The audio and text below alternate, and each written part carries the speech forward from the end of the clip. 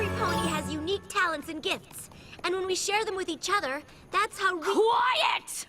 Hey every pony, thank you for taking the time out of your day to check out my channel. I am Sophie Bofi X, in case we haven't met, which we probably haven't met because this is my first real video, but anywho. Today I'm going to be walking you through my process of creating my very own Generation 6 of the My Little Pony franchise. I was inspired to do this because I've seen a ton of other creators on YouTube do this trend really well, so naturally I wanted to take a stab at it. And in case you couldn't tell, this video is completely unscripted. I have no script other than just some bullet points on a Google Doc.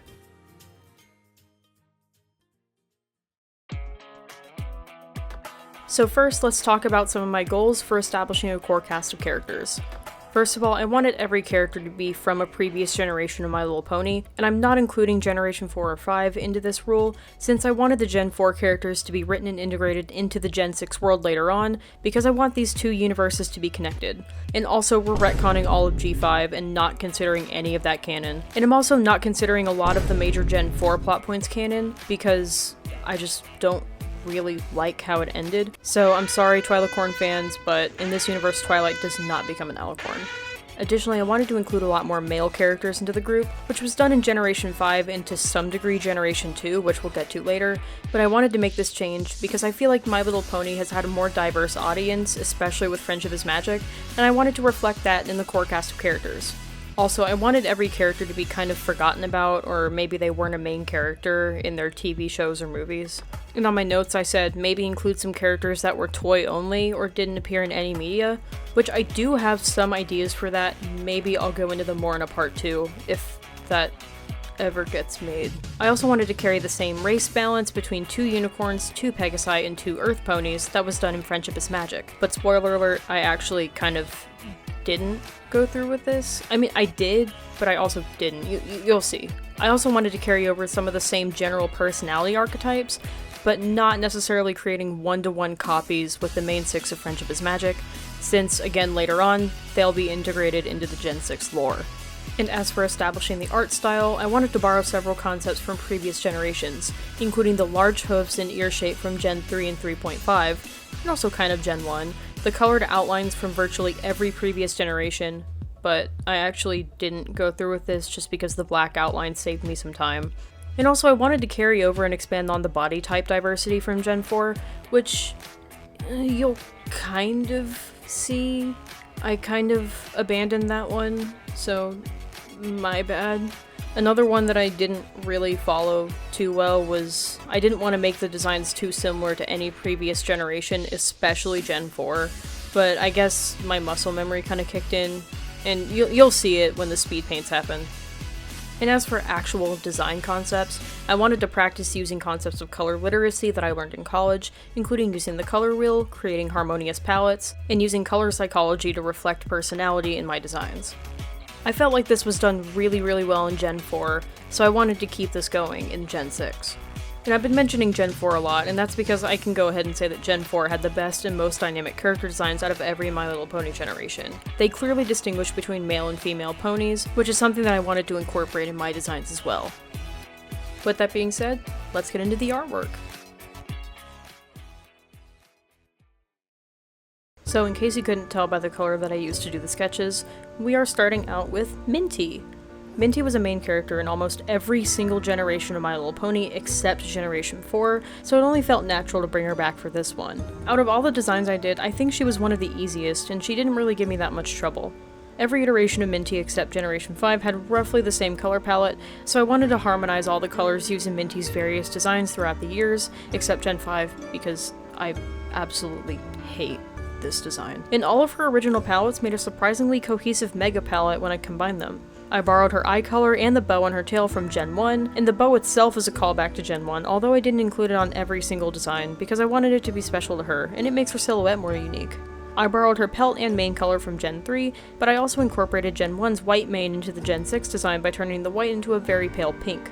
For her key mark, I combined the peppermint theme of Generation 3 with the plant theme of Generation 1 to create mint leaves, which inspired me to make her special talent something related to candy making. In retrospect, I feel like I gave her one of the most simple designs out of the main 6, well, will be 7, but yeah, I really like it. I'm really proud of this design. I feel like It incorporates all the details of previous generations really well, but she also stands out on her own as this brand new Gen 6 Minty. So yeah, this is Minty. Since I have some time left in the speed paint, I'll go ahead and read her character bio, which is one of the only things that I properly scripted in this video. Minty is a female earth pony whose hometown is Ponyville. She works at Sugar Cube Corner as a confectioner, both making candies for the townspeople day in and day out, with Pinkie Pie as her boss. As her name suggests, her specialty is anything to do with peppermint. Peppermint bark, candy canes, peppermint hard candy, the list goes on. She is based on, and is another iteration of, the pony of the same name who has appeared in every generation except for Generation 4.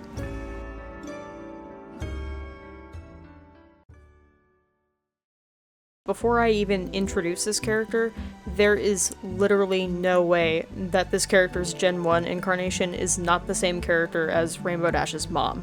Which, if that's any hint as to who I'm drawing a new incarnation of Wind Whistler from Generation 1. I think I accidentally made her look a little bit too much like Windy Whistles, who's Rainbow Dash's mom, but I think it's okay since my design has different markings, different mane and tail, and a different cutie mark. And also, there's literally no way that my other designs don't already look like Gen 4 background characters or even OCs, so cut me some slack here. I unintentionally kind of copied the color palette from the illustration of Wind Whistler from Gen 1, because I really didn't like the colors that they used in the TV series, or movie, or whatever the screen cap is from. I also didn't want to use any pink in her design because both of the other female characters that I had designed before her had nearly fully pink manes and tails. I thought it would be cute to give her cloud-like markings on her hooves, ears, and muzzle because, well, she's a Pegasus. She spends most of her time in the clouds. Design-wise, this is probably the character that changed the least from their original iteration up to now. And as you can probably imagine, she didn't give me much trouble at all. I'm really proud of this design. I like her a lot. And now for her bio. Wind Whistler is a female Pegasus pony who dreams of being a meteorologist for the Ponyville Express. In the meantime, though, she spends her days observing the weather and assisting with weather control, much like the other Pegasi in town. She might not be the strongest or fastest flyer, but that doesn't matter since her job is mainly based on the ground. She is based off of the Pegasus of the same name from Generation 1.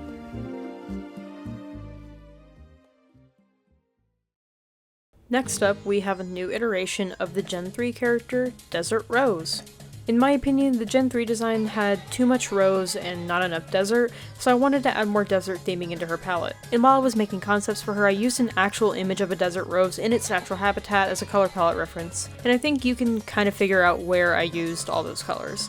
I gave her a bandana accessory because, 1, think of the toy potential, and 2, it's kind of like Applejack's hat in that she looks kind of naked without it. Not that I'm trying to make a carbon copy of all the main 6 personality-wise, but again, toys. I wanted to make her coat warm-colored because so far, all the ponies I designed prior to her had cool-colored pelts. Unfortunately, I had to succumb to the pink disease because 1, toys, and 2, desert roses are actually pink, so I couldn't really work around that. But for her pelt, I went with the sandy orange, which was almost the exact same shade as my reference photo. I also made the last-minute decision to give her Palomino horse-like markings because she's from the San Palomino Desert, and I like to imagine earth ponies having more horse-like markings and a more horse-like build.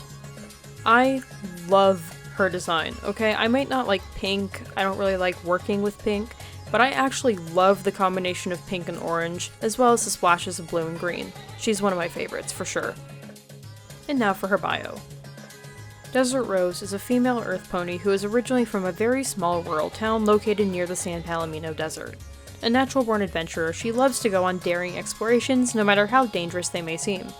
Her ultimate dream is to become a travel writer and document all of her experiences for her friends, and all of Equestria, to enjoy and learn from, and daring do is one of her biggest inspirations. She is based on the pony of the same name from Generation 3.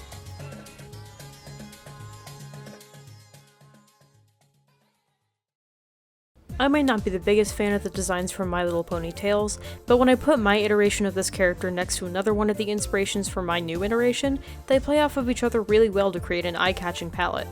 Editing Sophie here, it's like 1 in the morning, so bear with me.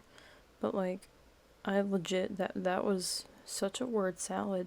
I'm sorry. I have no idea what I meant when I said that, and I said it with such confidence. So I think what I meant was like, Gen 2 pony plus Gen 3 pony equals good colors. I don't know. I'm of course talking about both Melody from My Little Pony Tales and Starsong from Generation 3. If you couldn't tell, this design is Starsong Melody.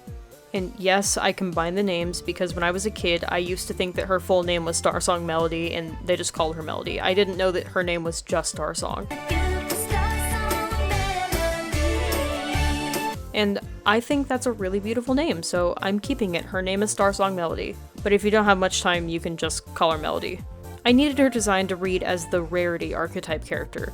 A diva, beautiful, and magical, so I conveyed this by giving her long eyelashes, eye makeup, and a very long and curly mane and tail. You might not be able to see it in this speed paint, but it seriously took me about 30 minutes just to figure out a color scheme for her mane and tail. The shade of purple on Starsong's wings is basically my favorite color, so I used the same color for her extremities, and an even darker shade for her hooves. Completely unintentionally, I gave her the same eye color as the Generation 1 Melody figurine, and if you couldn't figure out already, her cutie mark combines both Melodies and Starsong's. I mean, the star is literally identical to Starsong's. Overall, this is easily the design that I was most proud of. I love her color scheme, I love her mane and tail design, and I just love her. I think she's my favorite. And now for her bio. Starsong Melody is a female unicorn who is originally from a small town near the frozen north and relocated to Ponyville in pursuit of her dream of becoming a singer, or an actress, or a fashion model, or whatever big idea she comes up with next. Regardless, she wants Equestria to know her name, but for now she works as a waitress at the local diner in Ponyville. She is based on Melody from Generations 1 and 2, and Starsong from Generation 3.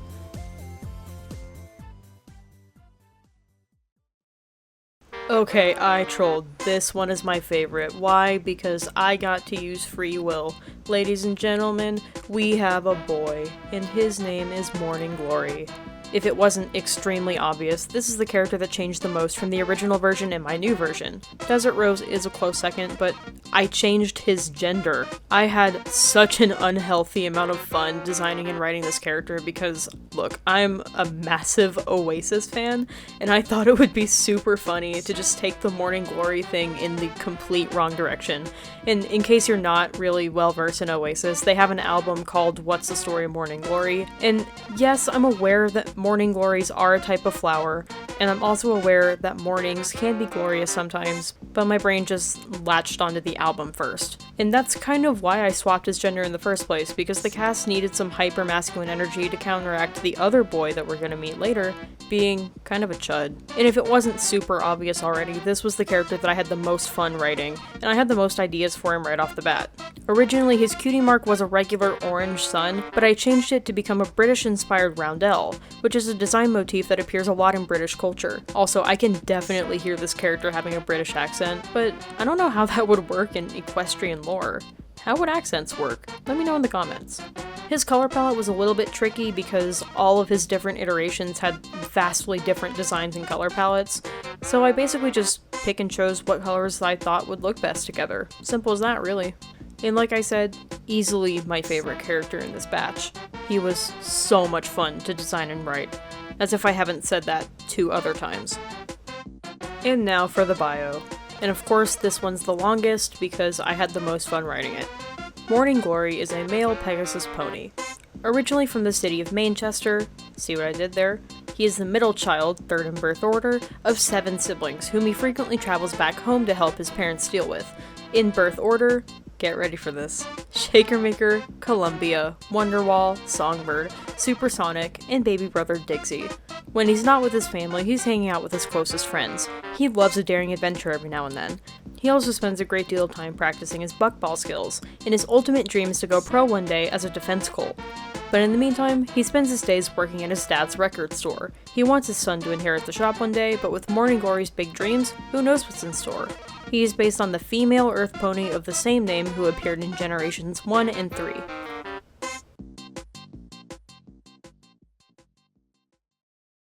And last but not least, we have my favorite male pony, probably of all time, Lancer from My Little Pony Tales. Like I said before, I don't really like any of the designs from My Little Pony Tales because everything is too saturated and it clashes too much for my liking. So for Lancer's design, I wanted to tone down the ultra saturation and choose some paler and darker colors. With this in mind, working solely from Gen 2 was a pretty big challenge. And you heard that right. Yes, My Little Pony Tales is Gen 2. You can argue with a wall. At least that's my opinion. Duke it out in the comments. I don't care. I felt like the ultra saturated blue and orange, or red? Clashed way too much in his original design, so I changed the orange, again, red? Mane into 2 shades of dark orange. I wanted his personality to be largely the same as his original iteration, but severely amped up. Just imagine Twilight from season 1 of Friendship is Magic, but like, on steroids. I imagine him as very, very bookish and constantly studying magic, but the only problem is that he sucks at it. He is just terrible at performing spells. The one comparison that I can think of for him is like, you know how SpongeBob can never get his boating license? Lancer has that kind of relationship with magic. He wants to learn it and he wants to be good at it, but he just can't. And honestly, that's something that both kids and adults need to know. Because in life, there are just going to be things that you're not going to be good at than other people are. And that's something that Lancer has to grasp with. And with that in mind, this is Lancer. And now for his bio. Lancer is a male unicorn who wants to learn everything there is to know about magic and enchanting. He spends the majority of his days reading and studying so that he can one day attend the University of Canterlot to major in magic sciences. After graduation, he wants to become a teacher or a professor. The only problem is that he's terrible at performing spells. Affording the tuition's no problem on account of his wealthy parents. It's the application and entry exam that he's working hard for, but his weakness in physically casting spells has cast some serious doubt on his future. Maybe with some hard work and a couple extra hours at the library, he'll get it down in no time. He is based on the Earth Pony of the same name from Gen 2.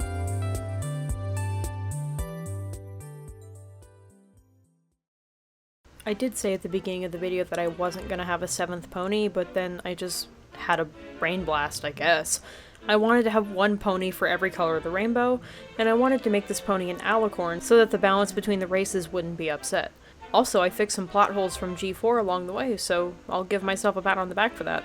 I mulled around a ton of names for this pony. I mean, like, too many. I asked my friends, there wasn't a clear consensus. But in the end, I picked a name that most resembled a name from a different pony from Gens 1 and 2. So I went ahead and named her Sundancer. And let me tell you, this pony's design gave me hell. I hate designing alicorns. I know you can't see it in the speed paint, but I legit spent like 4 hours just playing with pony genetics and trying to design her color palette without having designed her parents first. I eventually did, by the way, so part 2? In case you were wondering about the genetics part, she is the little sister of Princess Cadence. Told you I would fix some plot holes. So with that in mind, of course, I had to make her the Triple P, the pink princess pony. Why? Well, to satisfy the rainbow thing, but toys. Personality-wise, I kind of wanted her to serve as a foil to Friendship is Magic Twilight.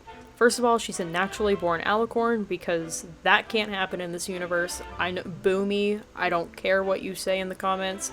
I don't like the concept of artificial alicorns. I just don't. That aside, she moved to Ponyville completely on her own and actively seeks out new friends rather than being a total recluse, because that's Lancer's job. I imagine that she was probably super lonely when her parents ascended to the throne because no one had time for her anymore, and the strict rules of the castle probably prevented her from having a normal life. And I won't spoil too much about her parents, because I might save that for a part 2, if that ever gets made. But let's just say there's a male alicorn now.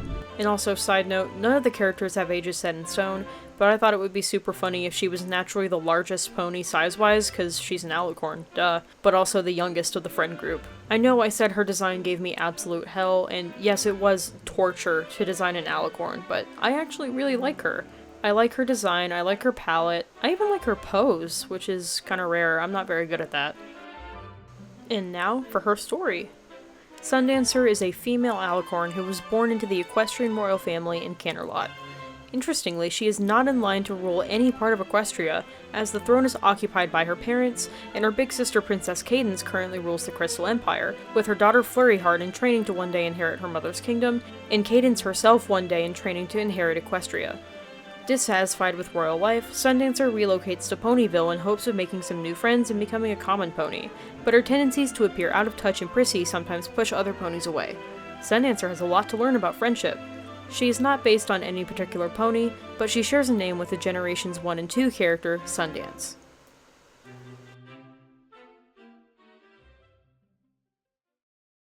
So that is it! This is my Generation 6 idea. I'm so proud of all of these character designs, and I really look forward to drawing more of them, and perhaps maybe even making a world bible or writing some sample episodes, because those are some things that I really need some practice in.